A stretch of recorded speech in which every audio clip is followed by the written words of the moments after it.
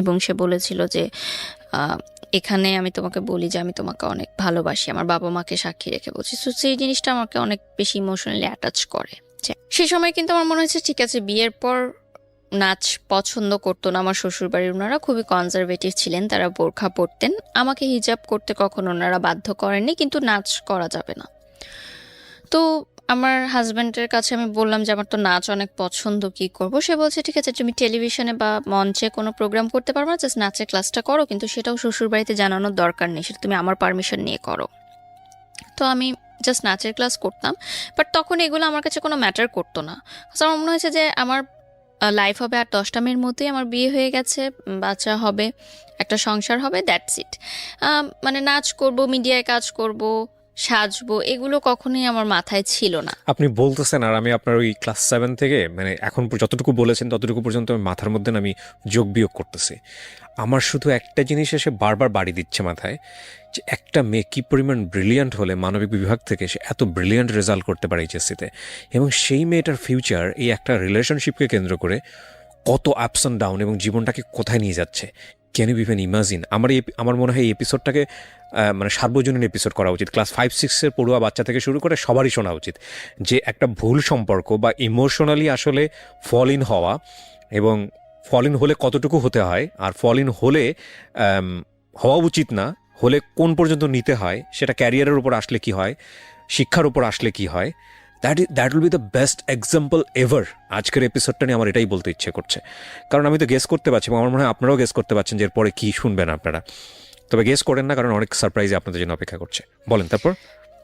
আরেকটা বিষয় ছিল যে আমি অন্য সাবজেক্টেও পড়তে পারতাম, আমাকে আমার আইইউবি থেকে বলেছিল যে ল, ইকোনমিক্স, ইংলিশ পড়তে, কারণ কিন্তু তখন আমার মানসিকভাবে এতটা আমি ভেঙে পড়েছিলাম যে আমার মনে হচ্ছিল যে এই সাবজেক্টগুলো নিয়ে পড়াটা আমার জন্য অনেক ডিফিকাল্ট হবে। সো এই জন্য মিডিয়া অ্যান্ড কমিউনিকেশন সিলেক্ট করলাম, কারণ এখানে কিন্তু অনেক ক্রিয়েটিভ রাইটিংস থাকে এবং আমি আগে থেকেই খুব ক্রিয়েটিভ রাইটিংসে আমি উইথ ডিউ ছিলাম। রেসপেক্ট, আমি আপনার ফ্যামিলিকে রেসপেক্ট করে কিছু কথা বলতে চাই। একটা যেটা হচ্ছে যে আপনি ইন্ট্রোভার্ট ছিলেন, শেয়ার করছেন না কারোর সঙ্গে, কিন্তু আপনার যেই পরিবর্তনগুলো, ক্যারিয়ারিস্টিক যে পরিবর্তনগুলো, এডুকেশনে যে পরিবর্তন আসতেছে, ধুমধাম করে যে ঘটনাগুলো ঘটে যাচ্ছে, এগুলো তো আপনার বাবা মার সামনেই ঘটছিল।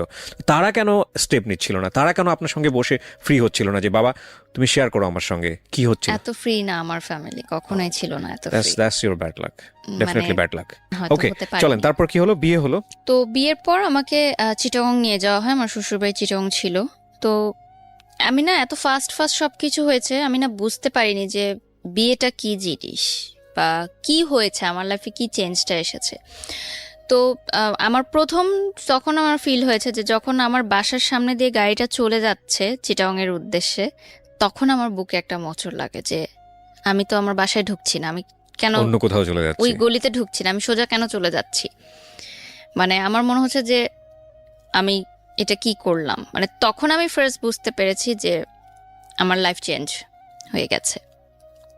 তো চিটাগং যাওয়ার পর আমাদের ভালো সময় কাটে, কিন্তু একটা বিষয় যে তার পরিবার আমাকে কিন্তু মেনে নেয়নি কখনো। কিন্তু তার মানে আমার হাজব্যান্ডের ফ্যামিলি, মানে আমার শ্বশুরবাড়ি চেয়েছিল যে তাদের পছন্দের কোনো মেয়ের সাথেই তার বিয়েটা হোক, এবং তাদের ফ্যামিলিতে এরকম মানে প্রাইভেট ইউনিভার্সিটিতে পড়াশোনা করে, নাচ করে, হিজাব পরে না, এরকম মেয়ে আসলে তারা কখনোই মানে তাদের পছন্দনীয় ছিল না। তাদের পছন্দ ছিল যে এরকম ইন্টার পাস করা কোনো মেয়ে ঘরে থাকবে, ঘরে কাজ করবে, হিজাব পরবে, বোরখা পরবে। আরও 10টা ফ্যামিলি যেরকম চিন্তা করে মিডল ক্লাস ফ্যামিলি, তাদের পার্সপেক্টিভ থেকে ইটস ওকে।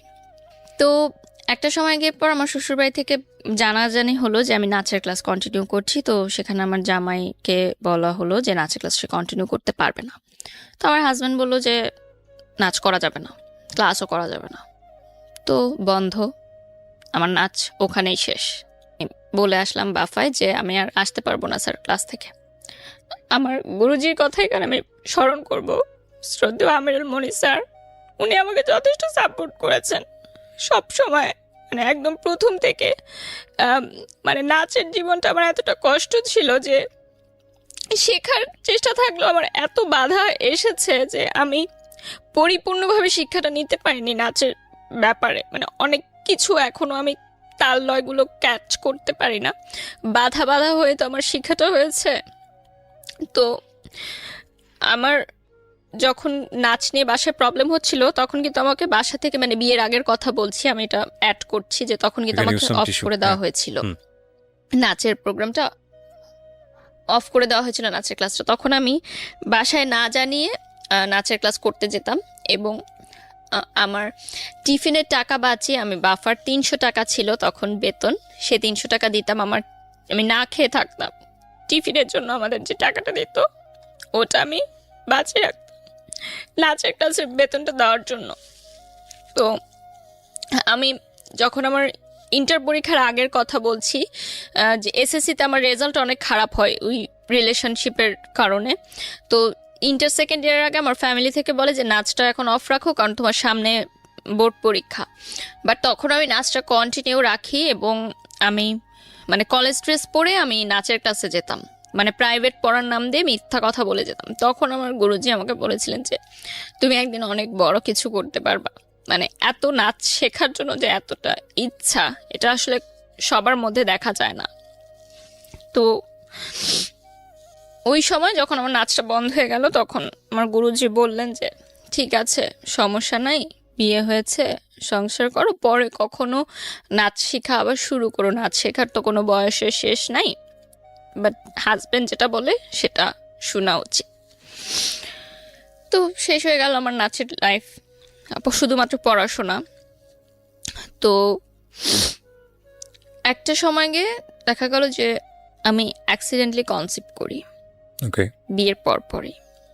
তো কনসিভ করার পর আমার মা বিয়ের আগেই বলে দিয়েছিল যে আমি বিয়ে দিচ্ছি তোমাকে, মানে আমার মেয়ের সাথে, কিন্তু আমার মেয়ের পড়াশোনায় কোনো হ্যাম্পার হওয়া যাবে না। যখন আমি দেখলাম যে আমি কনসিভ করেছি অ্যাক্সিডেন্টলি, তখন আমার হাজব্যান্ড বলল যে এখন যদি আমি মানে কনসিভ করি তাহলে তো আমার সেমিস্টারটা ড্রপ পড়বে, তার মানে আমার পড়াশোনা কিন্তু একদমই হুম। স্টপ হয়ে যাচ্ছে।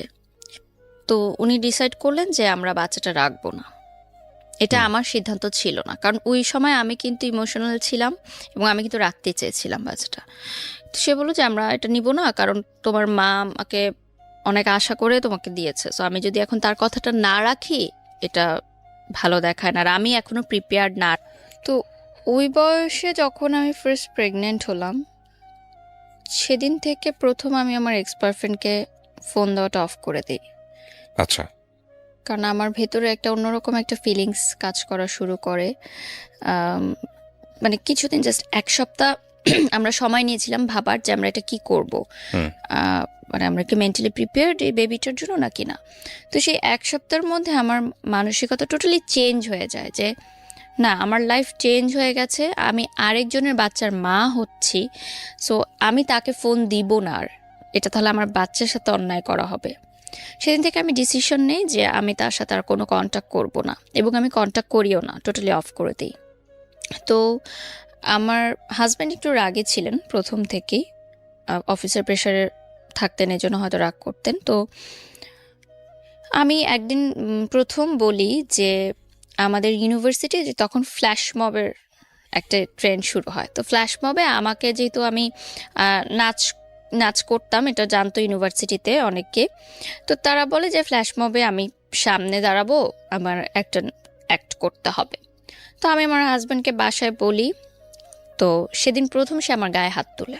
এই নাচকে কেন্দ্র করে? হ্যাঁ, মানে গায়ে হাত তুলে যে নাচ মানা করার পরও কেন তুমি ভার্সিটিতে এটা জানালে, এবং তোমাকে কেন বললো ফ্ল্যাশ মবের জন্য, মানে তোমাকে বললো কেন, মানে আমি তো মানা করেছি। বিয়ের আগে কি আপনি এই বিষয়গুলো নিয়ে কথা বলেনি তার সঙ্গে, যে আমার নাচ বা আমার অন্যান্য জায়গাগুলো, না, এগুলো এত ফাস্ট সবকিছু হয়েছে যে মানে আপনি এই বিষয়গুলো নিয়ে কথা বলতে কথা পারেন? বলা হয়নি। বাট তখন এই বিষয়গুলো উঠেনি আসলে। তার পরিবারে যাওয়ার পর আমি বুঝতে পেরেছি, বা তার পরিবার থেকে আমাকে বলেছে যে এরকম করা যাবে না। তো যেদিন ফ্ল্যাশ মবের রেকর্ডিং হয় সবাই রেডি ছিল, তো আমার ফ্রেন্ডরা, আমার ইউনিভার্সিটির ফ্রেন্ডরা আমাকে সমানে ফোন দিচ্ছে যে দোস্ত তুই কই, সবাই তো তোর জন্য ওয়েট করতেছে।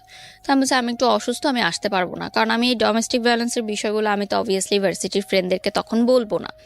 আমি বলি আমি অসুস্থ, আমি আসতে পারবো না। ওকে, আমরা এখান থেকে বিরতিতে যাব প্রিয় শ্রোতা, ছোট্ট একটা ব্রেক। ওই দিন আমার ক্লাস ছিল এবং আমার মনে আছে আমার পরীক্ষাও ছিল, আমি অ্যাটেন্ড করিনি, শুধুমাত্র কারণ আমি অ্যাটেন্ড করলে আমাকে তো ফ্ল্যাশ মবে অ্যাটেন্ড করতে হবে এবং আমাকে বলতে তো হবে যে আমি কেন করছি না। সো আমি যাইনি ওই দিন ইউনিভার্সিটিতে। ওই দিন থেকে শুরু হয় আমার ডোমেস্টিক ভায়োলেন্সের যে বিষয়টা। তো এরপর থেকে আমার শ্বশুরবাড়ি থেকে নানানভাবে আমাকে বিভিন্ন কথাবার্তায় মানসিক নির্যাতন করা হতো, বিভিন্ন ছোটোখাটো কথাতেই। যে যেহেতু রান্না পারতাম না, আমি ট্রাই করতাম, বাট ওই বয়সটা তো অতটা আমি পারতাম না হয়তো, বা এত কিছু বুঝতাম না যে কার সামনে কি বলতে হবে বা কীরকম। তো এই বিষয়গুলো নিয়ে আমার শ্বশুরবাড়িতে অনেক কমপ্লেন ছিল আমার নামে। এবং বিয়ের বিয়ের প্রথম দিন সকালবেলা মিষ্টি জাতীয় কিছু মনে হয় বানাতে হয়, এটা আমার জানা ছিল না। করেন লাগে মানে সত্যি করতে হয়? হ্যাঁ, করতে হয় নাকি, হয়তো এটা দেশ ওয়াইজ হয়তো ডিফারেন্ট থাকে, চিটাগং এ হয়তো বা আচ্ছা, অন্য আচ্ছা। কোনো ডেতে, বা এটা তো অনেকের ফ্যামিলি ট্র্যাডিশন থাকে। তো আমি সেরকম যেহেতু কিছু করিনি, আমি এই জন্য হয়তো অনেক সময় কথা আমাকে বলে, মানে they are not happy with me. Okay. এবং তারা আমার ফ্যামিলি নিয়েও অতটা হ্যাপি ছিল না। একটা টাইমে তাদের ফ্যামিলি থেকে একজন বলে, আমি নাম মেনশন করব না, যে এখানে কারণ আমি আমরা এখন পর্যন্ত মেনশন করিনি, রাইট? ইনলস থেকে একজন বলে যে আমার ফ্যামিলি থেকে তো তারা যে সম্পত্তি আছে আমার নামে বা কিছু যদি দেয়, তো সেটা দিয়ে তো আমার হাজব্যান্ড একটা বিজনেস করতে পারে, কেন সেটা দিচ্ছে না? মানে তারা চাইলেই তো তাদের জামাইকে অ্যাফোর্ড করতে পারে। যদিও আমার ফ্যামিলি মিডল ক্লাস ছিল, তারপরও যে সম্পত্তিগুলো থাকে জমি জমা আসলে বিষয়াদি। তো এই বিষয়টা আমি আমার ফ্যামিলিতে জানাই, এবং আমার ফ্যামিলি সেটা মানে বলে যে এটা তো ঠিক না যেটা তারা বলছে আমাকে। তো যাই হোক, এই টাইমের মধ্যেই আমার হাজব্যান্ড ফার্স্ট স্ট্রোক করে। স্ট্রোক করে? হ্যাঁ, মাইল্ড স্ট্রোক করে। এটা একটা মানে কাজের প্রেশারেই হতে পারে, বা ফ্যামিলির প্রেশারেও হতে পারে। হ্যাঁ। আমার সাথে কোনো সমস্যার কারণে না, মানে কোনো ঝামেলার কারণে না। সুস্থ মানুষ ছিল, হঠাৎ রাতে মানে তার হাই প্রেশার ছিল অনেক, এটার কারণে হয়তো। তো ইউনাইটেড হসপিটালে তাকে নিয়ে যাওয়া হয়, এবং সেদিন সে আমার বাসাতেই ছিল, মানে আমার মায়ের বাসাতেই ছিল। আমরা নিয়ে যাই তাকে হসপিটালে। তো আইসিইউতে সে ছিল 2 রাত। তো সেই বয়সে আসলে এত কিছু বুঝে ওঠার আগেই মানে এরকম ছিল যে সে বেঁচে ফিরবে কি না জানি না। আইসিইউতে গেলে যেটা হয় আর কি, এবং স্ট্রোক করেছে সে, এবং খুব ভালোভাবে। আমার এখনো মনে আছে ওই দিন আমি মানে ইউনাইটেডের আইসিইউ সামনে তো মানে বসার কোনো প্লেস নেই, আমি সিঁড়িতে বসেছিলাম সারা রাত, মানে রাত 12:30-1টার দিকে ঘটনা, আমি ভোর পর্যন্ত আমি বসেছিলাম। এবং মানে আমি জানি না যে কি হবে, এবং আমার তখন ফার্স্ট টাইম মনে হয়েছে যে আমার লাইফটা কি এরকম হওয়ার কথা ছিল।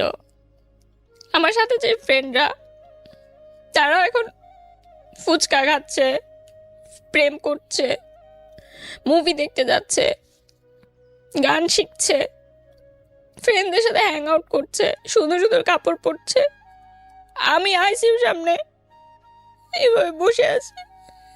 এটা তো আমার লাইফ হওয়ার কথা ছিল না, আমি তো আমার লাইফটাকে এভাবে দেখতে চাইনি। এবং সেটা আমার ভুলের জন্যই, কিন্তু আমি কিন্তু কাউকে ব্লেম করতে পারবো না যেটা তাদের ভুলের জন্য। আমার লাইফ কিন্তু আজকে আমার ভুলের জন্যই এমন। তো ভোরের দিকে আমার দেবর এসে আমাকে একটা জুস কিনে দিল, জুস খেলাম, কারণ আমি নিজেও অসুস্থ হয়ে যাচ্ছিলাম আসলে ওই সময়টায়। তো যাই হোক, দুপুরের দিকে ডক্টর আসে, ইউনাইটেডের 2টার সময় ডক্টর আসে আবার দুপুরবেলা চেক আপ করার জন্য। তখন বলে যে আপনার হাজব্যান্ড ঠিক আছে, কোনো চিন্তার বিষয় নেই, ওনাকে আমরা এইচডিআর বা কি যেন একটা বলে, ওখানে ট্রান্সফার করে দিচ্ছি, কালকে ডিসচার্জ হয়ে যাবে। তো গেল আরেকটা ধাক্কা, গেল আমার লাইফের উপর দিয়ে। তার কয়েক মাসের মধ্যেই আমার হাজব্যান্ডের আরেকটা জটিল রোগ ধরা পড়ে, এবং সেটা বেশ জটিল ছিল। আমি এখন বলতে পারবো না হয়তো স্ক্রিনে, তার হয়তো কোনো ক্ষতি হোক, না, ঠিক আছে, সেটা আমরা জানতে চাই না। তো সেটার কারণে তার খাবার দাবার অনেক রেস্ট্রিক্টেড হয়ে যায়, এবং এটা বাই জেনারেশন ছিল এই রোগটা। তো দেখা যায় যে খুব পরিমিত হয়ে যায় তার লাইফ স্টাইলটা, এবং একটা অপারেশন হয়, মেজর অপারেশনের পর তার বেশ কয়েকদিন বেড রেস্টে থাকতে হয়। তো তখন কিন্তু একটা ডিস্টেন্স ক্রিয়েট হয়, মানে হাজব্যান্ড ওয়াইফের যে রিলেশনটা থাকে সেটার ব্যাপারে ডিস্টেন্স ক্রিয়েট হয়, প্রায় 1 বছর এর মতো ছিল 1 year? সেটা। 1 year। এবং এমনও ছিল না যে এর আগেও খুব বেশি মানে ভালো ছিল, সুখকর ছিল ওই লাইফটা। তারপরও 1 বছরের ডিস্টেন্স আমার মনে হয় যে অনেক কিছু চেঞ্জ হয়, কারণ একটা হাজবেন্ড ডেফিনেটলি মেন্টালিটি তো চেঞ্জ হওয়াটাই স্বাভাবিক, এটা খুবই ইম্পর্টেন্ট। তো ইভেন যদি বন্ডেজটা না থাকে। হ্যাঁ, See, আমি একটা মানুষের সঙ্গে স্টে করতেছি, একই বিছানায় ঘুমাচ্ছি, না হোয়াট ফর, রিজনটা কি? আপনি যদি একটা মানুষের সঙ্গে স্টে করেন, ওই মানুষটার পারপাস আপনি সার্ভ করতেছেন, ইটস আ রিলেশনশিপ, লাইক সে আপনার কিন্তু সম্পর্কের জায়গা থেকে হাজব্যান্ড, কিন্তু এই মানুষটার আপনি পারপাসই ছিল এই মানুষটার কাছে আসা যে আমি এক ধরনের রিমেডি চাই আমার পাস্ট লাইফে। ইট ইজ নট, মানে অ্যাকচুয়ালি কাজ করতেছে না। সেকেন্ড হচ্ছে যে ওখানে গিয়েও আপনি আপনার জায়গা থেকে যেটা চেয়েছিলেন সেভাবে হচ্ছে না, হ্যাপি না। থার্ডলি হলো যে সম্পর্কের জায়গাটা, স্বামী স্ত্রী যে সম্পর্কের জায়গাটা, ইট ইজ নট সাউন্ড। এখন সব কিছু মিলায়ে দ্য এম ইজ জিরো, মানে ultimately next day is zero. তাহলে আমি এই মানুষের সঙ্গে স্টে কেন করছি? মানে তাকে আমি তো ভালোবাসি না। সো দেখেন সম্পর্কটা কতটা জটিল জায়গায় চলে গেছে। হ্যাঁ, তারপরে মানে সেই সময় আমার মনে হয়েছে যে that was a wrong decision, যে আমার এই বয়সে বিয়ে করলাম একজনকে ভুলার জন্য, আরেকজনের উপর নির্ভরশীল হলাম, এবং তাকেও আমি ভালোবাসতে পারছি না। তো আপনি যখন এই রিলেশন, মানে হাজব্যান্ড থাকা অবস্থায় আপনার এক্স বয়ফ্রেন্ডকে ফোন দিচ্ছিলেন, এক্স বয়ফ্রেন্ড তো আপনার জায়গা থেকে আমি বলতে পারি না, কারণ তখন আপনি তাকে লাভ করে চলেছেন, বাট তার জায়গা থেকে কি সেটাও আমরা জানি না। সো ও কি বলতো, ও কি বলতো যে তুমি সংসার করো ঠিক মতো, হ্যাঁ, এটাই বলতো। বা ও বলতো না যে ব্যাক করো বা না, ওরকম কোনো না, কিছু? কখনোই না। তখন ওর সাথে ওই মেয়েটার সম্পর্ক কি কেমন এখানে চলছিল? একটা টুইস্ট আছে, যেই মেয়েটার কারণে আমাকে ছেড়ে গেছিল, আমার বিয়ের পরপরই সেই মেয়েটা একটা প্রবাসী ছেলেকে বিয়ে করে মানে বিদেশে চলে যায়। তারপরেও এই ছেলেটা আপনার বিয়ের পরে আপনাকে আর কোনো প্রকার, মানে সে কখনো কল করতো না? না, তার জায়গাতে সে কিন্তু আমার সেও কাছে, কিন্তু কষ্ট পেয়েছে। হ্যাঁ কষ্ট তার পেয়েছে, relation break up কিন্তু হওয়ার আপনার ধরেন এই কষ্টের জায়গাটা থেকে কিছুটা রেমেডি চাইলে আপনাকে নক দিতে পারতো, অ্যাডভান্টেজ নিতে পারতো। কিন্তু সে সেটা নেয়নি। কারণ তখনও কিন্তু আমি উইক ছিলাম ইমোশনালি তার জন্য, বাট সে Definitely. চেয়েছে যে আমার সংসারটা নষ্ট না হোক। ডেফিনেটলি অনেক শেখার আছে আজকের এই গল্প থেকে, বিলিভ মি। বলেন তারপর। তারপরে যেটা হয় যে ওই বয়সটায় না এত কিছু আমি বুঝতাম না যে হার্টের পেশেন্টকে কিভাবে ট্রিট করতে হয়, বা এই ধরনের জটিল রোগের পেশেন্টকে কিভাবে ট্রিট করতে হয়। তো যাই হোক, তারপর একটা সময় সিদ্ধান্ত হলো যে আমরা আলাদা থাকবো, মানে আমার ভাসুরের বাসায় একসাথে না থেকে আমরা আলাদা থাকবো, কারণ ওখানে রুমেরও সংকট ছিল এবং তার ছেলেমেয়েরা বড় হয়ে যাচ্ছিল, আমার হাজব্যান্ডের এরকম প্রবলেম ছিল, জটিল রোগ ছিল। তো আমরা চেঞ্জ করে নতুন বাসা নিব। তখন আমার হাজব্যান্ড বলে যে একা কোনো বাসায় তোমাকে রেখে আমি মানে অফিসে যাব, সেটা আমার জন্য টেনশন হয়। তো আমার মায়ের বাড়িতেই আমরা একটা ফ্ল্যাটে ভাড়া থাকতাম, বাট আমার মা বাবা কখনোই সে ভাড়াটা নেননি। মানে এলাকার মানুষ হয়তো বুঝতো যে ঘর জামাই, কিন্তু আসলে সেইটা না। আমার মা নিতেন না, কারণ মা জানতেন যে খুবই লিমিটেড আয় তার, সো এখানে ভাড়াটা কিভাবে নিবে, আমারই তো সন্তান থাকছে। বাট আমার রান্না আলাদা হতো এবং মা আমার পার্সোনাল লাইফে কোনো ইন্টারফেয়ার করতো না, মানে আমি আমার সংসার একদম টোটালি আলাদাই করতাম, আমার মা আমার মার মতো ছিল। তো ডোমেস্টিক ভায়োলেন্স কিন্তু কন্টিনিউ তখনও। সে একটু সন্দেহপ্রবণ ছিল, মানে আমি যে ইউনিভার্সিটিতে যেতাম, আমার মানে ছেলের বন্ধু ছিল না, কিন্তু আমার গ্রুপ স্টাডিজের কারণে প্রাইভেট ইউনিভার্সিটি যেটা হয় যে গ্রুপ করে দেওয়া হয় এবং আমাদের কিন্তু কন্ট্যাক্ট করতে হয় ফেসবুকে বা থ্রুতে। পড়াশোনার কাজেও কিছু ছেলেদের সাথে আমার কথা বলতে হয়, সেটাও তার অতটা পছন্দ ছিল না, এবং ওর শ্বশুরবাড়িরও পছন্দ ছিল না যে আমার ছেলেদের সাথে পরিচয় থাকে। তো ওই যে আমার বয়ফ্রেন্ডের একটা বেস্ট ফ্রেন্ড ছিল যার কথা বলছিলাম, তার সাথে কিন্তু আমার কন্টিনিউ সম্পর্ক, কারণ সে আমাকে একটা সময় হেল্প করেছে ইনফরমেশনগুলো দিয়ে, সো তার প্রতি আমি কৃতজ্ঞ। তো সে মালয়েশিয়াতে পড়াশোনা করতে চলে যায় হায়ার স্টাডির জন্য, গ্র্যাজুয়েশনের জন্য। তো সে এত বছর পর মালয়েশিয়া থেকে যখন ব্যাক করে, সে বলে যে আমরা চলো দেখা করি। তাকে আমি জাস্ট ভাই ডাকতাম এবং সে আমাকে ছোট বোনের মতোই করতো। তো তার সাথে দেখা হয় এত বছর পর, মনে হয় যে আমি মন খুলে কথা বলতে পারছি, আমার কথাগুলো বলতে পারছি। যদি আমার কোনো ফ্রেন্ড ছিল না, আমি বারবার এই কথাটা মেনশন করছি যে ফ্রেন্ড থাকলে হয়তো আমি অনেক কিছু শেয়ার করতে পারতাম এবং অনেক ভুলগুলো আমি শুধরাতে পারতাম, যেহেতু আমি প্রচুর ইন্ট্রোভার্ট ছিলাম। এবং কলেজ চেঞ্জ হওয়ার কারণে, আর আমার সব ফ্রেন্ডরা ইডেনে ভর্তি হয়, আইইউবিতে কেউ ভর্তি হয় না, সো নতুন পরিবেশের কারণে ওটা ফ্রেন্ডশিপটা অতভাবে গড়ে ওঠেনি। তো তারপর যেটা হয় যে আমার শ্বশুরবাড়ি থেকে বলে যে আমি প্রাইভেট ইউনিভার্সিটিতে পড়তে পারবো না, পড়লে আমাকে কোনো সরকারি কলেজে পড়তে হবে।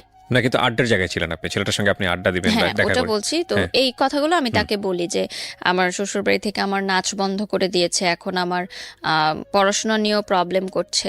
কিন্তু ভাইয়া সবসময় বলে যে না, এখন তোমার বিয়ে হয়ে গেছে, এখন তোমাকে অনেক কিছু মেনে চলতে হবে, তুমি এভাবেই চলো। দেখো তোমার শ্বশুরবাড়ি যেভাবে বলে অ্যাডজাস্ট করে চলো, অ্যাডজাস্ট করেই চলতে হয়, সব মেয়েদেরই এভাবে চলতে হয়। উনি সবসময় আমাকে বোঝাতো। তো উনি আমাকে কিছু চকলেট দেয়, মানে বিদেশ থেকে আসলে তো চকলেটই গিফট নিয়ে আসে। তো আমি যখন বাসায় এসে আমার হাজব্যান্ডকে বলি যে উনি এসেছিল আমাকে চকলেট গিফট করেছে, তখন ওই যে ডোমেস্টিক ভায়োলেন্স সে শিকার হই আমি। তো এটা না আমার কাছে মনে হচ্ছিল যে এটা কেন হচ্ছে, এটা তো আসলে হওয়ার না। আপনার বাবা মা আপনার গায়ে হাত তুলতো কখনো? ওই যে প্রেম করার কারণে তুলেছে, এছাড়া কখনো তুলতেন না। আমার বাবা কখনো তুলেননি, মা তুলতেন। তো সেটা কিন্তু আমার দোষে, ঠিক আছে, বাট ওরকম না। কিন্তু পরবর্তীতে কিন্তু সন্তান কিন্তু সন্তানই, সবাই ছোটবেলায় মার খেয়েছে বাবা মার হাতে, ওইটা কিন্তু ডোমেস্টিক ভায়োলেন্সের পর্যায়ে পড়ে না। যদি না এক্সট্রিম হয় তখন আমরা সেটাকে কিন্তু বলতে কজ পারি। কি ছিল, মানে আপনি ওনার সঙ্গে দেখা করেছেন এই হ্যাঁ, কারণে? দেখা করেছি, এজন্য সন্দেহ করতো আপনাকে? সন্দেহপ্রবণ ছিল। কারণ আমি ছোট ছিলাম তার চেয়ে বয়সে, এই জন্য হয়তো। এবং আমার তখন ফেসবুকে প্রচুর ছেলেরা আমাকে নক দিত, কারণ আমাকে দেখে বোঝা যেত না যে আমি ম্যারিড। এবং ইউনিভার্সিটিতেও ছেলেরও নক দিত, কারণ ওই বয়সটায় আসলে আমি যে ম্যারিড ওরকম একটা লুকও আমার ছিল না আসলে যে আমি ম্যারিড। তো সব দিক থেকে সমস্যা বলছিল যে আমি পড়াশোনা করতে পারবো না, আমি ইউনিভার্সিটি যেতে পারবো না, কারণ ইউনিভার্সিটিতে গেলেই আমি দেখা যাবে বাইরে যাচ্ছি। মানে এটা আপনার আপনার বাড়িতে বসেই এই ঘটনা? কিন্তু আমার মা বাবা বা ফ্যামিলিকে আমি কখনো এগুলো বুঝতে দেইনি। মানে এই জায়গাগুলোতে ইন্টারফেয়ার করতে দেননি যে Even আমার আমি সংসারের জীবনে? আমার যে প্রেগনেন্সির ব্যাপারটাও কিন্তু আমার বাসায় এখনো জানে না। পর? আমি বলবো যে মানসিকভাবেও অনেক আমাকে হ্যারাস করা হতো। আমার শ্বশুরবাড়ির লোকজনদের নানান মন্তব্যে আমি প্রচুর কষ্ট পেতাম মানসিকভাবে। সেই কথাগুলো আমি এখন হয়তো বলবো না, কারণ তাদের একটা সোশ্যাল স্ট্যাটাস আছে, Right. বাট খুবই কষ্টদায়ক ছিল অ্যাকচুয়ালি ব্যাপারগুলো। বোথ সাইড থেকে বিষয়টা ম্যাচ ছিল না। আম, তো যেটা হয় যে একটা সময় পর আমার মনে হয় যে তার সন্দেহ প্রবণতাটা অনেক বেড়ে গেছে, এবং সে কোনো কিছু সহজভাবে নিতে পারছে না। ইন দ্য মিড টাইম আমি সোশ্যাল মিডিয়াতে কিছু গার্লস গ্রুপ থাকে না, তখন সেই গার্লস গ্রুপে আমার ছবি পোস্ট করতাম, আমার শ্বশুরবাড়ির ছবি পোস্ট করতাম, হাজব্যান্ডের, এবং কী রান্না করলাম ডেলি রান্নার ছবিগুলো পোস্ট করতাম। তো খুব ভালো রেসপন্স আসতো, হাজার হাজার লাইক কমেন্ট আসতো। মেয়েরা আমাকে খুব পছন্দ করতো যে মেয়েদের এখন এরকমও স্বপ্ন থাকে যে বিয়ে করে লাইফ সংসার সেট করবে, কারণ মেয়েদের তো অনেক ধরনের গোল থাকে। বাট আমি আমার সংসার, হাজবেন্ড সব কিছু নিয়ে হ্যাপি থাকার চেষ্টা করতাম, মানে সোশ্যাল মিডিয়াতে যেটা আমি দেখাতাম। তো সবাই আমাকে খুব প্রেস করতো। তো এর মধ্যে একজন আমাকে নক দেয় যে আপু আমার একটা নতুন পেজ আছে। তখন নতুন নতুন কিন্তু মেয়েরা বিজনেস স্টার্ট করে, যে ফেসবুকে লাইভ করে, জামা কাপড় বিক্রি করে। এখন এটা খুবই অ্যাভেলেবল, বাট যেই সময়ের কথা বলছি 2014-15 কথা, তখন মাত্র শুরু হলো। তো আমারই পরিচিত একটা মেয়ে ইউনিভার্সিটির, ও আমাকে বলে যে আমার কয়েকটা শাড়ি আর ড্রেস আছে, তুমি পরে একটু ছবি তুলে দিবে। ওটাও কিন্তু তেমন ফটোশ্যুট না যে স্টুডিওতে গিয়ে হবে, বাসায় ঘরোয়াভাবে ও মোবাইলেই কিছু ছবি তুলবে, জাস্ট ওর বাসায় একটা সুন্দর টেরাস আছে ওখানে। তো আমি আমার হাজব্যান্ডকে বলি যে আমি এরকম করতে চাই। সে বলে যে না, ফটোশ্যুট তো করা যাবে না, মানে মিডিয়া রিলেটেড কোনো কাজই করা যাবে না। তো ওই মেয়েটা আমাকে অনেক রিকোয়েস্ট করে। তো আমি বলি যে আচ্ছা ঠিক আছে, আমি ছবিটা তুলবো, বাট এটা ছবিটা বেশি জায়গায় তুমি প্রকাশ করো না, কারণ আমার হাজবেন্ড জানে না। তো আমি যাই, ইউনিভার্সিটি শেষ হওয়ার পর আমি ছবিগুলো তুলি, এবং আমার মনে হয় কি যে আমি হয়তো কাজটা শেষ করে বাসায় এসে যদি তাকে বলি তাহলে হয়তো জিনিসটা ইজি হয়ে যাবে। আর বিষয়টা তো এমন না যে খুব মানে বিলবোর্ড হয়ে যাচ্ছে আমার, আমি টেলিভিশনে চলে আসছি। এটা জাস্ট একটা অনলাইন পেজের জন্য, এবং সেই পেজটা জাস্ট নতুন একটা পেজ, জাস্ট ছবিগুলো দেওয়ার জন্য। তোর বাসায় যাই আমি, ও আমার 2টা শাড়ি 2টা ড্রেস পরে ছবি তুলে, ওর মোবাইলেই তুলে রুমের মধ্যে। তো ছবিগুলো পাবলিশ হওয়ারও প্রায় কয়েক সপ্তাহ পর হয়, তার কোন এক কলিগ সেই ছবিটার স্ক্রিনশট তাকে দেয়। তো ইন দ্য মিড টাইম আমি বলেছি যে আমার একটা ফ্রেন্ডের এরকম ড্রেস দিয়েছিল, আমি পরে ছবি তুলেছি। তো সে অতটা করেনি যে ঠিক আছে, মানে ফটোশ্যুট টাইপ এটা বলিনি। তারপর যখন তার কলিগরা একটা ছবি দিল, তারপর ওই যে সেম ডোমেস্টিক ভায়োলেন্স। তো আমার কথা হচ্ছে যে আমি তো খারাপ কিছু করিনি, আমি তো অন্যায় কিছু করিনি, আর আমাকে কেন এরকম মানে ফেস করতে হবে? সবই তো আমি স্যাক্রিফাইস করলাম, সবই তো করলাম, নাচটাও ছেড়ে দিলাম, তাহলে কেন এই ছোট ছোট বিষয়গুলো আমাকে দেওয়া হচ্ছে না? ইন্টারেস্টিং না বিষয়টা, মানে সে প্রথম কথা হচ্ছে মানে আপনার জায়গা থেকে আপনি যেভাবে বলছেন যে সমস্ত কিছু জেনে শুনেই আপনাকে বিয়েটা করেছে, এক। দুই নাম্বার হচ্ছে যে আলটিমেটলি আপনি যেটা বললেন যে 14 বছর বয়সের ডিফারেন্স ছিল, সো আপনাকে সে কোনো না কোনোভাবে হ্যান্ডেল করতে পারবে এই সিচুয়েশনগুলোতে। সেখানে আপনাকে, আমার যেটা মনে হয়, খুব কমন সেন্সের জায়গা থেকে ফুল লিবার্টি দিয়ে ধীরে ধীরে বুঝিয়ে তার মতো করে গড়ে নেয়া, সেই জায়গাটা না করে বরং ইম্পোজ করছে, হ্যাঁ, এবং চাপাচাপি করছে, তখন তো আরও বিষয়টা মানে কষ্টটা আরও বেড়ে যাওয়ার কথা, তাই না, সব দিক থেকেই। একদিন এরকম হচ্ছিল, তো আমার মা সামহাও এই ফ্ল্যাটে আসে হয়তো আমাদেরকে ডাকতে, তো গেটটা খোলা ছিল, তো সে দেখে যে আমার হাজব্যান্ড এটা করছে। গায়ে হাত তুলছে। ওই দিনই আর কি সেপারেশনটা হয় আমাদের। ও, এবং আমার মা বলে যে হোয়াট ইজ দিস, মানে ওই দিন আমার ফার্স্ট আমার মা দেখে যে এগুলো হচ্ছে ঘরের ভিতর, বাট সে জানে না। তো আমার মা বলে যে তুমি বের হয়ে যাও বাসা থেকে। কারণ স্বাভাবিকভাবেই একটা মা কখনই এটা দেখতে পারবে না যে তার সন্তান এরকম কিছু একটা হ্যারাসের শিকার হচ্ছে, সে বলতে পারছে না। তো আমার হাজবেন্ড বলে যে সংসার করব না, তো চলে যায়। সেদিন প্রথম সেপারেশনটা শুরু হয়, মানে রোজার আগ দিয়ে এই ঘটনাটা। তো আমি ভাবি যে ঠিক আছে, রাগ হয়েছে, আবার ফিরে আসবে। তখনও পর্যন্ত কিন্তু ডিভোর্স বা সেপারেশন এই ধরনের কোনো কিছুই আমার মাথায় নেই, আমার ফ্যামিলির মাথায় নেই, কারণ বিয়ে হয়ে গেছে তো হয়ে গেছে। এখানে আর কোনো সেকেন্ড থটস নাই। মার খেলেও তোমাকে থাকতে হবে এই ঘরে, এবং হোয়াট এভার ইট ইজ তোমাকে এইখানেই থাকতে হবে, যেটা আমার না, বাংলাদেশের বেশিরভাগ মেয়েদেরই এটাই মানসিকতা। এবং আমি তো দেখি এখন, যেহেতু আমি সোশ্যাল মিডিয়াতে অনেক অ্যাক্টিভ, দেখি যে আমাদের বাংলাদেশে হাজার হাজার ঘরে মেয়েরা ডোমেস্টিক ভায়োলেন্সের শিকার হয় এবং তারা কিছু বলতে পারে না, দ্যাটস ওয়াই তারা সেটা মুখ বুজে সহ্য করে। এবং আরেকটা কথা যে ইকোনমিক্যাল ডিপেন্ডেন্সি থাকে না তাদের, যেটা সেই সময় আমারও ছিল না, আমি কিন্তু স্টুডেন্ট ছিলাম। আমার হাজব্যান্ড যখন চলে যায়, আমার বাসায় আমার এখনো মনে আছে যে আমার ড্রয়ার খুলে দেখে আমি 10 টাকার নোট আছে শুধুমাত্র, আর কোনো টাকা নেই আমার কাছে, এবং আমার তো কোনো ইনকাম নাই সেই মুহূর্তে। আর একটা মেয়ে হচ্ছে হাজব্যান্ডের চলে যাওয়ার পর বাবা মার কাছে মানে টাকা চাওয়াটা যে কতটা কষ্টের, মানে ওটার চেয়ে ভালো হয় যে দুইটা মাটি ফাঁক হয়ে যাক, আমি নিচে চলে যাই। মানে যারা এইটার কখনো সম্মুখীন হয়েছেন তারা হয়তো বুঝতে পারবেন, এখন হয়তো ভাবছে যে মা বাবার কাছে তো টাকা চাওয়াই যায়, কিন্তু সংসার ভেঙে আমি কিন্তু আরেকজনের বাসায় চলে গেছি, এবং মেয়েরা কিন্তু পরের ঘরের হয় সবসময়। সেই ঘরটা ভেঙে যখন আমি আসি, তখন কিন্তু আমার বাবা মার কাছে টাকা চাওয়াটা কিন্তু এতটা ইজি না কারোর জন্য। যদি সেটাই হতো তাহলে কিন্তু আমাদের বাংলাদেশের মেয়েরা বা সারা বিশ্বে যারা হ্যারাসমেন্টের শিকার হচ্ছে তারা কিন্তু প্রতিবাদ করতো, যদিও এখন অনেক বেড়েছে এটা, বাট তারপরে মিডল ক্লাস বা লোয়ার মিডল ক্লাস ওরা এখনো পারে না, শুধুমাত্র তাদের ইকোনমিক্যাল সাপোর্টটা নাই বলে। তো সেপারেশনের পর সে আমার সাথে কোনোই কন্ট্যাক্ট করে না। দিনের পর দিন চলে যায়, মাসের পর মাস চলে যায়, সে কোনো কন্ট্যাক্ট করে না। এবং আমি কিন্তু স্টিল ওই ফ্ল্যাটে আছি, এবং আমি ট্রমাটাইজড হয়ে গেছি একা থাকতে থাকতে, কারণ আমি একা থাকতে খুব ভয় পেতাম ছোটবেলা থেকে। আমি আমার ভাইয়ের সাথে শেয়ারের রুমে থাকতাম, বা বিয়ের পর কখনোই আমার হাজব্যান্ডের থেকে আলাদা আমি থাকিনি। সো হঠাৎ করে ওই ফ্ল্যাটে একা থাকাটা কিন্তু আমার জন্য একটা খুব মানসিক চাপ, ট্রমাটাইজড হয়ে গেছি আমি। সো আমার মা আমাকে 1 মাস পর নিয়ে আসলো তার ফ্ল্যাটে, যে ওখানে আর থাকার দরকার নেই, ফ্ল্যাটটা তালা দিয়ে দাও, দরকার নেই ওখানে থাকার, সে আসলে আবার তুমি করো। তো আমি তার সাথে প্রচুর কন্ট্যাক্ট করার ট্রাই করি, প্রতিদিনই কন্ট্যাক্ট করার ট্রাই করি, বাট না সে আমার ফোন ধরে, না মেসেজের রিপ্লাই দেয়।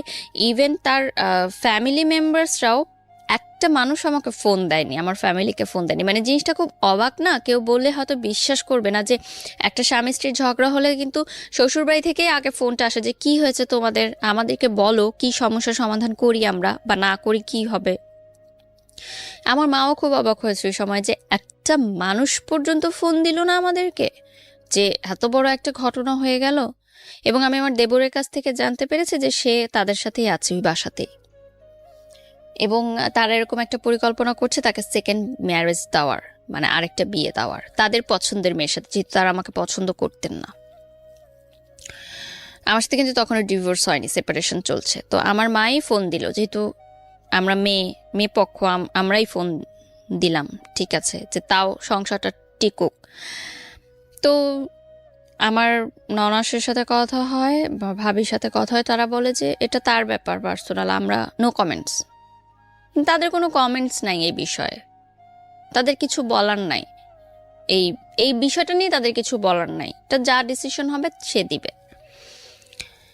তো আমার বাবা মা ফার্স্ট থেকেই আমাদের মানে বিয়ের পর থেকেই মানে বিষয়টা কেমন যেন মেনে নিতে পারতো না। আমার মা হয়তো বুঝতো, আমাকে বলতো না যে আই এম নট হ্যাপি। ওই চেহারার একটা গ্লো থাকে না বিয়ের পর যে আসে মেয়েদের, ওই জিনিসটা না আমার কখনো আসেনি। তো আমার মা সামহাও বুঝতে পারতো যে I am not happy, but সে আমাকে কখনো ডাইরেক্ট হয়তো প্রশ্ন করতো না। শুধু একদিনই প্রশ্ন করেছিল যে আমি অনেকদিন পর শ্বশুরবাড়ি থেকে এসেছিলাম, আমার মানে পুরে আমি কালো হয়ে গেছিলাম। তখন আমার মা জিজ্ঞাসা করেছিল যে তুমি রোদ্রে কোথাও যাও যে এত কালো হলো? তা আমি বলছিলাম যে আমার কাপড়গুলো আমি রোদে দিতে চাই, মানে বালতি ভরে কাপড় রোদে দিতে যেতাম। তো কড়া রোদের কারণে আমার স্কিন পুড়ে যেত, আমার আবার সান লাগলে তাড়াতাড়ি স্কিন পুড়ে যায়। তো তখন আমার মা জাস্ট একটা কথা বলেছিল যে আমি চাইনি আমার মেয়ের জীবনটা এরকম হোক। মানে এই জন্য তো সে আমাকে পড়াশোনা শিখায়নি আসলে। হ্যাঁ, অবভিয়াসলি উইথ ডিউ রেসপেক্ট, বাসার কাজ যারা করে ইটস ওকে, বাট শুধুমাত্রই যে এইটাই হবে আমার জীবন সেটা সে কখনো চায়। যেহেতু সে একজন কলেজের প্রফেসর, একটি স্বনামধন্য কলেজের প্রফেসর, আমার বাবা বুয়েট থেকে পাশ করা আর্কিটেক্ট। সো আমাদের ফ্যামিলি ব্যাকগ্রাউন্ড কিন্তু ওরকম না যে আমার চাচা ডাক্তার ছিলেন একজন, আমার অন্য চাচা প্রাইভেট টেলিকোম্পানিতে জব করেন, মানে সবাই খুব হাই পজিশনে আছেন। সেই জায়গা থেকে আমি এরকম হলাম। তো তারপরে যেটা হয় যে সেপারেশনের সময়টা আমার খুবই খারাপ কাটে এবং রোজার মাস চলে আসে। তো আমি বলি ঠিক আছে, আমি তো জানি আমার হাজব্যান্ড ওই বাসায় আছে, আমি ইফতার নিয়ে যাব তার জন্য। ইফতারে নিয়ে গেলে আমাকে তো ইফতার করাবে, তখন আমি ইফতারের পর তাকে খুলে বলবো সব কিছু, যে কী সমস্যা, ঠিক আছে তুমি যেভাবে চাও আমি সেভাবেই হবো। এবং আমি ডিসাইড করলাম যে ঠিক আছে আমি বোরখা পরবো, আমি হিজাব পরবো, তাও আমার সংসারটা টিকুক।